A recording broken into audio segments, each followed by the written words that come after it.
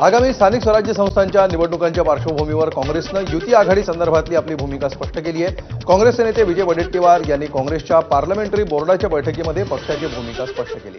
यावेळी वडेट्टीवारांनी थेट महायुतीला लक्ष केलंय। वडेट्टीवारांनी ठामपणे सांगितलं की काँग्रेस पक्ष महाविकास आघाडी म्हणून एकत्र लढायला तयार आहे, पण कोणत्याही परिस्थितीमध्ये भाजप, शिंदेंची शिवसेना किंवा अजित पवारांच्या राष्ट्रवादी सोबत स्थानिक पातळीवरही युती करणार नाही। महायुतीमधील कुठल्याही घटक पक्षाची युती करणार नाही। ज्याला कोणाला जायचं असेल त्यांनी जावं, त्यांच्याबरोबर आम्ही नाही। वंचितच्या ठिकाणी बऱ्याच ठिकाणी आमच्या बोलणी सुरू आहे स्थानिक पातळीवर, आणि वंचित बरोबर अनेक ठिकाणी युती होताना आम्हाला दिसते आहे। आता राहिला विषय महाविकास आघाडी म्हणून आम्ही एकत्र लढणारच आहोत। दरम्यान स्थानिक स्वराज्य संस्थांच्या निवडणुकांमध्ये वंचित सोबत गेल्यास पक्षाला फायदा होईल असं सूर काँग्रेस पदाधिकारी आणि कार्यकर्त्यांनी आळवलाय। काँग्रेसच्या बैठकीमध्ये काँग्रेस कार्यकर्त्यांनी काही ठिकाणी महाविकास आघाडी तर काही ठिकाणी वंचित सोबत जाण्याची मागणी केल्याची माहिती।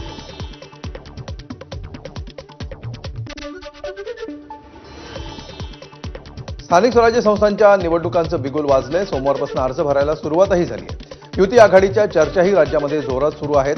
याच दरम्यान आगामी निवडणुकांमध्ये दोन्ही राष्ट्रवादी एकत्र येण्याचे संकेत मिळत आहेत। पुण्याच्या पिंपरी चिंचवडमध्ये अजित पवार आणि शरद पवारांच्या राष्ट्रवादीनं एकत्र लढण्याची तयारी दर्शवली आहे। त्यासाठी शरद पवारांच्या पक्षाकडून युतीचा प्रस्ताव आल्याची माहिती अजितदादा गटाकडून देण्यात आली आहे। याआधी चंदगडमध्ये दोन्ही राष्ट्रवादी एकत्र लढणार असल्याचं याआधीच स्पष्ट झालंय, तर जेजुरीमध्ये सुद्धा राष्ट्रवादी एकत्र लढण्याची चिन्ह आहेत।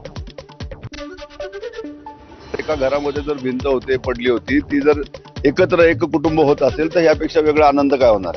दोन राष्ट्रवादी लढण्यापेक्षा एक राष्ट्रवादी कधीही झालेली चांगली आहे। आणि त्यासाठी मात्र करत असताना की कोणाला किती सीट द्यावे काय द्यावे हा निर्णय दादांचा असणार आहे, परंतु तो निर्णय घेत असताना जी लोक 2017 पासून अजितदादांचे किंवा त्याच्या आधीपासून दादांसोबत आहेत, काही लोकांचा निसट्ट पराभव झाला होता, परंतु ती दादांबरोबर आहेत निष्ठेने। पण असं नको व्हायला की उद्या त्या ठिकाणी पुन्हा तिकडे तिकीट देताना त्यांच्यावर अन्याय होईल, ह्या गोष्टीची काळजी घेणं मात्र गरजेचं आहे आणि त्याबद्दल आम्ही पुढाकार घेऊ। दरम्यान युती संदर्भात अजित पवार स्वतः शरद पवारांना भेटणार असल्याची माहिती अजित पवारांच्या राष्ट्रवादीकडून देण्यात आली आहे। तर सुप्रिया सुळेंनीही युतीचा प्रस्ताव दिल्याची माहिती पिंपरी चिंचवडचे शहर प्रमुख योगेश बहल यांनी दिली आहे। सिंधुदुर्गातल्या कणकवली नगरपंचायत निवडणुकीबाबत ठाकरेंच्या शिवसेनेकडून कोणताही प्रस्ताव नाही असं मंत्री उदय सामंतांकडून स्पष्ट करण्यात आलंय। सिंधुदुर्गामध्ये गेले काही दिवस दोन्ही शिवसेनेच्या युतीच्या चर्चा रंगल्या होत्या, मात्र उदय सामंतांनी त्यावर बोलताना ठाकरेंच्या शिवसेनेचा युतीचा प्रस्ताव आला तरी सोबत जाणार नाही असं म्हटलं। दरम्यान शिंदेंची शिवसेना आणि भाजप सोबत कुठेही युती करायची नाही अशी सूचना उद्धव ठाकरेंनी दिल्याची माहिती माजी खासदार विनायक राऊतांनी दिली।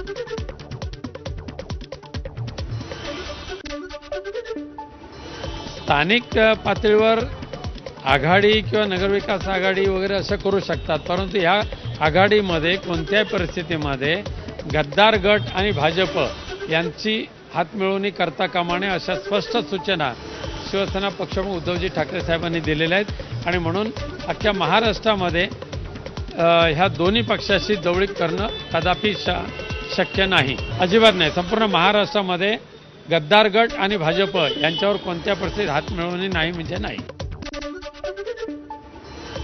स्थानिक स्वराज्य संस्थांच्या निवडणुकीच्या तोंडावर धाराशिवच्या तुळजापूरमधील राजकारणामध्ये एकच खळबळ उडाली आहे। तुळजापूर ड्रग्ज प्रकरणातील जामिनावर सुटलेला आरोपी संतोष परमेश्वरनं भाजपमध्ये प्रवेश केलाय। परमेश्वर हा तुळजापूरच्या माजी नगराध्यक्ष आहे। त्यानं तुळजापूरचे भाजप आमदार राणा जगजितसिंह पाटील यांच्या नेतृत्वामध्ये आपल्या कार्यकर्त्यांसह भाजपात प्रवेश केला। राष्ट्रवादी पक्षात असताना संतोष परमेश्वरनं तुळजापूरचं नगराध्यक्षपद भूषवलं होतं, तर विधानसभा निवडणुकीदरम्यान काँग्रेस उमेदवार धीरज पाटील यांना संतोष परमेश्वरनं साथ दिली होती। पण तुळजापूर ड्रग्ज प्रकरणामध्ये याच संतोष परमेश्वरला अटक झाली। सध्या तो जामिनावर बाहेर आहे, मात्र त्याच्या पक्षप्रवेशानं राजकीय वर्तुळात मोठी चर्चा रंगली। तुळजापूरमधील ड्रग्ज प्रकरणातील आरोपीच्या भाजप प्रवेशावर विरोधकांनी सडकून टीका केली आहे। संतोष परमेश्वरच्या पक्षप्रवेशावरून काँग्रेस नेते विजय वडेट्टीवारांनी भाजपवर टीकास्त्र डागलं। ना आता ड्रग्सवाले आहेत, माफिया आहेत, बुकी आहेत, यांच्यासाठी नवीन मशीन आणलेली आहे त्यांनी, आणि त्या मशीनमध्ये ते घालतायत। जो अधिक ड्रग्स विकणारा असेल, ड्रग्स पोहोचवणारा असेल, ड्रगलर असेल, माफिया असेल, गुंड असेल, सर्वात मोठा गुंड आहे त्याच्यासाठी सगळी मोठी मशीन 3 प्रकारच्या मशीन ठेवल्या आहेत भाजपने.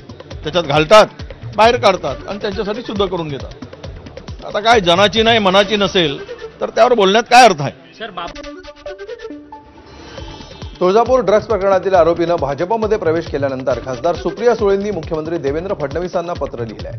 ड्रग्ज तस्करांना राजाश्रय मिळतोय याबद्दल सुळेंनी चिंता व्यक्त केली आहे. तसंच तुळजापूरमधील पक्षप्रवेशावर कारवाई करावी अशी मागणीही सुप्रिया सुळेंनी केली. दरम्यान सुप्रिया सुळेंनी तुळजापूरमधल्या पक्षप्रवेशावरून केलेल्या आरोपांवर भाजप प्रवक्ते नवनाथ बन यांनी उत्तर दिलंय. सुप्रिया सुळे चुकीच्या पद्धतीनं राजकारण करतायत असं नवनाथ बन यांनी म्हटलंय. कालपर्यंत राष्ट्रवादीत असलेल्या संतोष परमेश्वरवर कारवाई व्हावी यासाठी सुप्रिया सुळेंनी शरद पवारांना पत्र का लिहिलं नाही असा सवाल भाजपचे माध्यम प्रभारी नवनाथ बन यांनी केलाय. आम्ही कुठल्याही आरोपीचं समर्थन करत नाही. या प्रकरणामध्ये कोणी दोषी असेल तर निश्चितपणे कारवाई केली जाईल, त्याला पाठीमागं घातलं जाणार नाही. परंतु आपला तो बाळू आणि इतरांचं कार्ट अशा पद्धतीची वागणूक बरी नाही, एवढंच मला सुप्रियाताईंना सांगायचंय. कालपर्यंत हाच कार्यकर्ता शरद पवार गटामध्ये होता, त्याबद्दल सुप्रियाताईंनी आदरणीय पवार साहेबांना पत्र लिहिलं होतं का, एवढंच मला ताईंना विचारायचंय. पुढची पिढी बर्बाद करणाऱ्या माणसांना एखादा पक्ष प्रवेश देत असेल, राजकीय आश्रय देत असेल तर या लोकांचा हिशोब करण्याची वेळ आली असं आवाहन मी तुळजापूरकरांना करतो, अशी प्रतिक्रिया खासदार ओमराजे निंबाळकरांनी दिली आहे. जनतेला आव्हान, बदनामीपेक्षा तिथल्या तरुण युवकांना या व्यसनाच्या आहारी घालणं म्हणजे अक्षरशः पुढची पिढी बर्बाद करणारी ही माणसं आहेत. आणि अशा माणसाला जर एखादा पक्ष प्रवेश देत असेल, राजकीय आश्रय देत असेल तर मी तुळजापूरच्या जनतेला आवाहन करेन की बाबा आता ह्या लोकांचा हिशोब करण्याची वेळ लवकरच तुमच्यावर आहे. जालन्याचे शिवसेना आमदार अर्जुन खोतकर यांनी मित्रपक्ष असलेल्या भाजप विरोधात खदखद व्यक्त केली आहे. भाजपाला एकला चलोरीची हौस आली आहे, मात्र त्यांनी कोणालाही कमी समजू नये असं खोतकरांनी म्हटलंय. भाजपाला कोणाचीही गरज राहिलेली नाही असंच त्यांच्या वागण्यावरून वाटतंय असं खोचक विधान खोतकरांनी केलंय. कधी कधी काय असतं माहिती का, झाड थोडंसं मोठं झालं ना तर खालच्या लोकांना ते विसरत असतं. अशीच काही अवस्था मला मित्रांची झालेली अशी वाटते. त्यांना वाटते की आता फार काही आम्ही मोठे झालो तर लोकांनी वगैरे वगैरे, पण मला असं वाटतं की हे सर्व पाची बोटं एक साथ असेल तर ताकद मोठी वाटते. त्यांना आता एकला चरोरची हौस या ठिकाणी आलेली, एकला चरोची घोषणा त्यांनी केलेली आहे, त्यांना लख लाभ येते. बघू, घोडा मैदान आगे देखेंगे, आम्ही कुछ कम नाही. पालिका निवडणुकांपूर्वी जालन्यामध्ये ठाकरेंच्या शिवसेनेला मोठा धक्का बसलाय.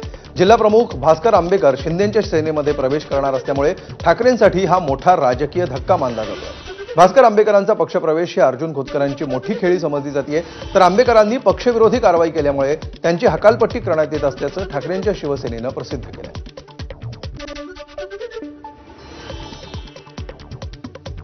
तब्बल 15 वर्षांनी परळी नगर परिषदेच्या निवडणुकांसाठी धनंजय आणि पंकजा मुंडे हे भाऊ बहीण एकत्र आले. परळीमध्ये भाजप आणि राष्ट्रवादीच्या युतीवर आज शिक्कामोर्तब होणार आहे. नगर परिषदेच्या 35 जागांपैकी 12 ते 15 जागांवर भाजप तर 20 ते 23 जागांवर राष्ट्रवादी लढणार असल्याची शक्यता आहे. बीड नगर परिषदेसाठी शिंदेंच्या शिवसेनेनं इच्छुक उमेदवारांच्या मुलाखती सुरू केल्यात. महायुतीतून लढत झाली तर मित्रपक्षांना साथ देऊ, अन्यथा स्वबळावर लढू अशी तयारी आहे असं शिंदेंच्या शिवसेनेकडून स्पष्ट करण्यात आलं आहे. बीड नगर परिषदेतील 52 जागांसाठी तसंच नगराध्यक्षपदासाठी शिंदे सेनेकडून जोरदार तयारी सध्या सुरू आहे. आज महायुती म्हणून आम्ही त्या ठिकाणी समोर जातोय, पण एक पक्षाची आणि संघटनेची तयारी आपण आपल्या पक्षाची करत असतो. त्या पद्धतीने आम्ही स्वबळाची बी ताकद त्या ठिकाणी, पण पहिलं प्राधान्य आम्ही महायुतीला देणार आहे. धाराशिवमध्ये आगामी निवडणुकांआधी शरद पवारांच्या राष्ट्रवादीला आणखी एक धक्का बसला. माजी आमदार राहुल मोटे यांच्यानंतर आता कार्यकारिणी सदस्य असणाऱ्या अशोक जगदाळ यांनी पक्षाला रामराम ठोकलाय. नळदुर्ग नगर परिषदेचे माजी नगराध्यक्ष आणि उपनगराध्यक्ष यांच्यासह अशोक जगदाळे काँग्रेसमध्ये दाखल झाले. काँग्रेस प्रदेशाध्यक्ष हर्षवर्धन सपकाळ यांच्या उपस्थितीमध्ये हा पक्षप्रवेश झाला. यावेळी आमदार अमित देशमुखही हजर होते. नांदेड जिल्ह्यामध्ये स्थानिक स्वराज्य संस्था निवडणुकीसाठी नवं समीकरण उभं राहिलं आहे. नांदेडमध्ये महाविकास आघाडी आणि वंचितनं युती जाहीर केली आहे. काँग्रेसनं पत्रकार परिषद घेत तशी घोषणा केली. जागा वाटपाबाबत चर्चा सुरू झाली आहे. काँग्रेसनं समसमान जागांच्या फॉर्म्युल्याला ग्रीन सिग्नल दिला तर राज्यभर हा प्रयोग करू असं वंचितचे प्रवक्ते फारुख अहमद यांनी म्हटलं. मी आज काँग्रेस आणि वंचित बहुजन आघाडी मिळून या ठिकाणी निवडणुकीला समोर जाण्याचा निर्णय घेतलेला आहे आणि यापूर्वी आमची काँग्रेस आणि महाविकास आघाडीची बैठक घेतली होती. त्यामध्ये जे आमचे काही सहकारी मित्र पक्ष असतील तेही आमच्यासोबत घेण्यासाठी आम्ही सर्वजण मिळून या ठिकाणी प्रयत्न करणार आहोत. नांदेडमध्ये वंचित आणि महाविकास आघाडी एकत्र आल्यामुळे भाजपला कुठलाही धोका नाही. विशिष्ट समाजाची मतं घेण्यासाठी मबिया वंचित एकत्र आले, पण जनता विकासावर मतं देणार अशी प्रतिक्रिया भाजप शहराध्यक्ष प्रवीण सालेंनी दिली. कुठल्याही युती आणि आघाडीला आम्ही घाबरत नाही. वंचित बहुजन आघाडी आणि काँग्रेस ह्या दोघांनाही मताचं विभाजन टाळून विशिष्ट लोकांचं मतं घेऊन भाजपच्या विरुद्ध निवडून यायचा का एवढाच त्यांचा संकुचित विचार आहे. त्यांच्याकडे विजन किंवा विकासाचं कुठलंही विजन आणि डॉक्युमेंट त्यांच्याकडे नाही. त्यामुळे केवळ जातीय समीकरण जोडून काहीतरी संख्या आपली वाढती का असाच त्यांचा केविलवाना प्रयत्न दिसून येतो. कर्जत जामखेडमध्ये निवडणुकीच्या तोंडावर आमदार रोहित पवार यांना भाजपनं धक्का दिलाय. अहिल्यानगरचे माजी जिल्हा परिषद सदस्य दत्तात्रय वारेंसह माजी नगरसेवक, सरपंच आणि शरद पवारांच्या राष्ट्रवादीच्या अनेक पदाधिकाऱ्यांनी भाजपमध्ये प्रवेश केला. यामुळे रोहित पवारांसाठी हा मोठा धक्का मानला जातोय. शरद पवारांच्या राष्ट्रवादीतील अनेकांनी भाजपमध्ये प्रवेश केल्यामुळे त्यांना बोलायला जागा राहिली नाही असं म्हणत राम शिंदेंनी रोहित पवारांवर निशाणा साधला. तर केवळ 22 मतांनी निवडून आलेला आमदार म्हणतही शिंदेंनी पवारांना डिवचलं. जे विरोधक आहेत त्यांना बोलायला सुद्धा आता कुठेही जागा राहील नाही. तोंड दाखवायला देखील आज तिसरा दिवस असून नगरपालिकेचा ते अजूनही तिकडे फिरकलेले नाही. केवळ आणि केवळ 622 मताच्या फरकाने निवडून आलेला कर्जत जामखेडचे लोकप्रतिनिधी आज तागायत तिकडे फिरकलेले नाहीत आणि उमेदवाराच्या मुलाखती घेतल्या तर त्या अहिल्यानगरमध्ये आणि पुण्यामध्ये मला वाटतं पुढच्या कालखंडामध्ये जिल्हा परिषदेच्या निवडणुका ह्या दिल्लीमध्ये मुलाखती होतील आणि हडपसर हे हेडक्वार्टर आहे. नंदुरबार जिल्ह्यामध्ये निवडणुकीच्या पार्श्वभूमीवर पोलीस दल सतर्क झालंय. निवडणुकांदरम्यान कुठलाही अनुचित प्रकार घडू नये यासाठी शहरात येणाऱ्या सर्व रस्त्यांवर नाकाबंदी करत वाहनांची तपासणी करण्यात येते. जिल्ह्यातील शहादा आणि नवापूर ही दोन्ही शहरं गुजरात आणि मध्य प्रदेश राज्यांच्या सीमेवर असल्यामुळे वाहनांची तपासणी करण्यात येते. तर कायदा आणि सुव्यवस्था राखण्यासाठी सहकार्य करण्याचं आवाहन देखील पोलीस प्रशासनानं नागरिकांना केलं. पुण्यातील तळेगाव दाभाडे नगर परिषदेमध्ये भाजप आणि अजित पवारांच्या राष्ट्रवादीनं महायुतीवर शिक्कामोर्तब केलंय. या निमित्तानं भाजपचे माजी मंत्री बाळा भेगडे आणि राष्ट्रवादीचे आमदार सुनील शेळके हे मामा भाचे पुन्हा एकदा एकत्र आले. 2.5 वर्षांचा नगराध्यक्ष असा फॉर्म्युला ठरवून युतीची घोषणा करण्यात आली आहे. मात्र त्याचवेळी लोणावळा नगर परिषद आणि मावळ नगरपंचायतमध्ये मात्र स्वबळाचा नारा दिलाय. त्यामुळे एकाच तालुक्यामध्ये युती आणि एकमेकांशी 2 हात करताना भाजप राष्ट्रवादीला कमालीची कसरत करावी लागणार. युतीच्या संदर्भात वरिष्ठ पातळीवर या संदर्भातली चर्चा करून निर्णय होईल अशा स्वरूपाची आमच्यामध्ये त्या ठिकाणी चर्चा झाली आणि त्या भूमिकेच्या माध्यमातून आज आम्ही या ठिकाणी आपल्या माध्यमातून तळेगाव दाभाडे नगर परिषदेच्या निवडणुकीत युती करण्याच्या संदर्भातला निर्णय आज या ठिकाणी आम्ही जाहीर करत आहोत. समंजसपणाने या निवडणुकीला सामोरं जायचा आम्ही निर्णय केलेला आहे. परंतु महायुती ही तळेगाव दाभाडे नगर परिषदेमध्ये झाली अशा पद्धतीनं बाळाभाऊंनी जे जाहीर केलं तेच मी देखील जाहीर करतो. या निवडणुकीला 28च्या 28 जागेवरती महायुतीचेच उमेदवार उभे करून त्यांना देखील आम्ही निवडून आणण्याचा प्रयत्न करू. आणि आगामी स्थानिक स्वराज्य संस्थांच्या निवडणुकांच्या पार्श्वभूमीवर सोलापूरमध्ये भाजपचं मिशन लोटस सुरूच आहे. सोलापूरचे माजी महापौर महेश कोठे यांचा मुलगा प्रथमेश कोठे आणि त्यांच्या गटाचा भाजप प्रवेश झाला. प्रदेशाध्यक्ष रवींद्र चव्हाण, पालकमंत्री जयकुमार गोरे, आमदार देवेंद्र कोठेंच्या उपस्थितीमध्ये हा पक्षप्रवेश झाला. काही दिवसांपूर्वीच सोलापूरमधील 2 माजी उपमहापौरांसह काही माजी नगरसेवकांचा भाजपात प्रवेश झाला होता. त्यानंतर पुन्हा एकदा राष्ट्रवादीच्या शरद पवार गटाच्या माजी नगरसेवकांनी भाजपात प्रवेश केला. सातारा जिल्ह्यामध्ये नगरपालिका निवडणुकीचे वारे वाहू लागलेत। गेल्या 2 दिवसांपासून अर्ज भरायला सुरुवात झाली आहे। एकही इच्छुक उमेदवारानं सातारा जिल्ह्यामध्ये उमेदवारीचा अर्ज भरलेला नाही। जिल्ह्यातील 9 नगरपालिकांमध्ये 233 जागांसाठी निवडणूक लढणार आहे। मात्र 2 दिवसांपासून एकही अर्ज भरण्यात आलेला नाही। जिल्ह्यामध्ये युतीमध्ये मिठाचा खडा पडला तर महाविकास आघाडीचे एकमेकांसोबत जुळे ना अशी परिस्थिती निर्माण झाली। साताऱ्यातल्या कराड पालिकेच्या 31 जागांसाठी भारतीय जनता पक्षामध्ये 104 जण इच्छुक आहेत। नगराध्यक्षपदासाठी 16 जण शर्यतीत असल्याचं जिल्हाध्यक्ष आमदार अतुल भोसले यांनी म्हटलंय। तर महायुती होण्यासाठी बैठका झाल्या असल्या तरी तोडगा काही निघत नसल्याचंही जिल्हाध्यक्षांनी कबूल केलंय। त्यामुळे महायुतीमध्ये वाद कायम आहे। शिवसेना, भाजप आणि राष्ट्रवादी स्वतंत्र लढणार आहेत। 2016 साली ज्या निवडणुका झाल्या होत्या त्याच्यामध्ये भारतीय जनता पार्टीचेच नगराध्यक्ष होते आणि त्यामुळे भारतीय जनता पार्टीचं सिटिंग नगराध्यक्ष आहे। त्यामुळे महायुती करताना ही जागा नगराध्यक्ष पदाची भारतीय जनता पार्टीकडे राहावी।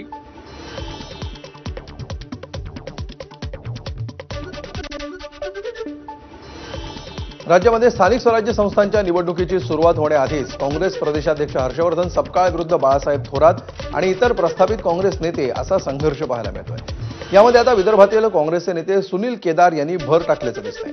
7 नोव्हेंबरला नागपूर ग्रामीण काँग्रेस कमिटीच्या माध्यमातून सुनील केदार यांच्या गटानं इच्छुक उमेदवारांच्या मुलाखती घेतल्या होत्या। मात्र काँग्रेसच्या एका स्थानिक गटाच्या तक्रारीनंतर प्रदेशाध्यक्ष हर्षवर्धन सपकाळांनी या मुलाखती अवैध ठरवल्या।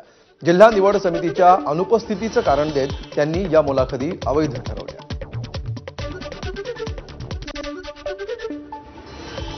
भाजप नेत्या नवनीत राणा आमदार रवी राणा यांच्या विरोधात प्रचार करणार का असा प्रश्न उपस्थित होतोय। कारण कार्यकर्त्यांच्या आग्रहामुळे आमदार रवी राणा यांनी स्थानिक स्वराज्य संस्थांच्या निवडणुका स्वतंत्र लढवण्याचा निर्णय घेतल्याची माहिती आहे। स्वबळाचा निर्णय 1-2 दिवसामध्ये आमदार रवी राणा हे स्वतः जाहीर करणार असल्याची माहिती आहे।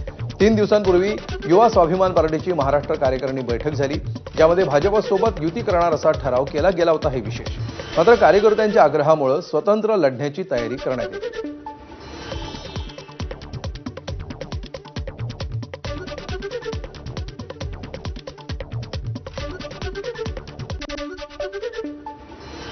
भारतीय जनता पार्टीनं एकदा उमेदवार ठरवला की जितके कार्यकर्ते असतील, पदाधिकारी असतील ते आपला वैयक्तिक स्वार्थ सोडून कामाला लागतात। त्यामुळे भंडाऱ्यामध्ये बंडखोरीला थारा नाही असं परिणय भुके यांनी स्पष्ट केलंय। कुणाची नाराजी असली तर आम्ही निश्चितच त्यांची नाराजी दूर करण्याचा पूर्ण प्रयत्न करू असंही भुके यांनी म्हटलंय। तर 14 तारखेपर्यंत अध्यक्षपदाचा उमेदवार जाहीर करू असंही त्यांनी म्हटलंय। 14च्या दरम्यान अध्यक्षाची उमेदवारी आम्ही डिक्लेअर करून घेऊ आणि 14 ते 17च्या मधात बाकी सगळ्या वार्डांचे आम्ही निर्णय घेऊ। यवतमाळ जिल्ह्यातील 10 नगरपालिका आणि 1 नगरपंचायत निवडणुकीसाठी भाजपनं युती न झाल्यास स्वबळावर लढण्याची तयारी दर्शवली आहे। यासाठी भाजपकडून उमेदवार निश्चिती करण्यात येत असल्याचं सांगण्यात येत आहे। भाजपनं मित्रपक्षांना इशारा दिल्याची चर्चा आहे।